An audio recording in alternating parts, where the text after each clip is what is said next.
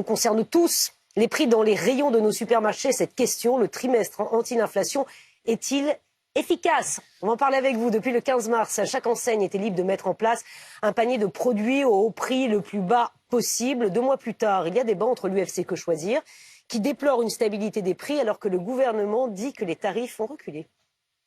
Le trimestre anti-inflation, il commence le 15. J'aime pas qu'on trompe le consommateur. Elle a commencé le 15 mars, cette opération. Donc il faut comparer les prix avant le 15 mars et les prix après le 15 mars. l'UFC Que Choisir compare à partir du 23 mars, après le début de l'opération. Vous trouvez ça honnête? C'est une méthodologie, je le dis très simplement, qui est malhonnête, trompeuse du consommateur. Le trimestre anti-inflation a été un vrai succès. Il a permis de faire baisser les prix avant et après le 15 mars de 13% en moyenne. L'UFC Que Choisir est réputé depuis longtemps pour ses études objectives. Donc on a toute notre expertise derrière. Alors le choix du 23 mars, on a choisi la date du 23 mars. En fait, c'était en réaction aux propos de la ministre qui nous expliquait que les prix avaient diminué de 13% sur 7 semaines.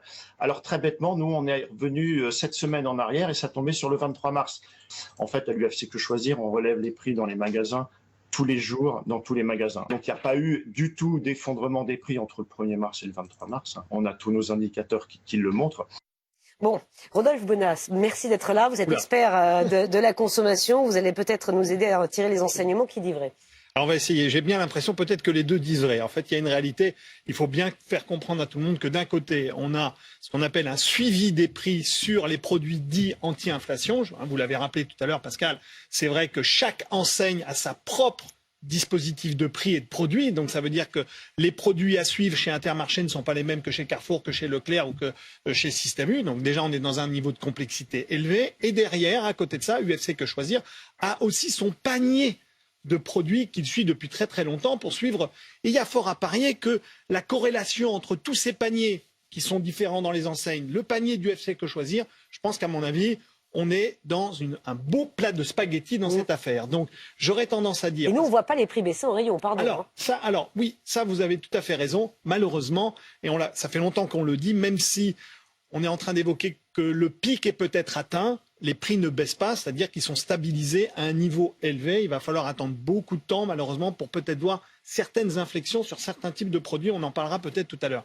Mais là, vous avez un bon éclairage, comme quoi c'est très complexe. En revanche, ce que l'on peut dire, ça c'est vrai, c'est que ce trimestre anti-inflation est un vrai succès commercial dans les magasins. Ça veut dire quoi? C'est-à-dire qu'il est plébiscité par les consommateurs.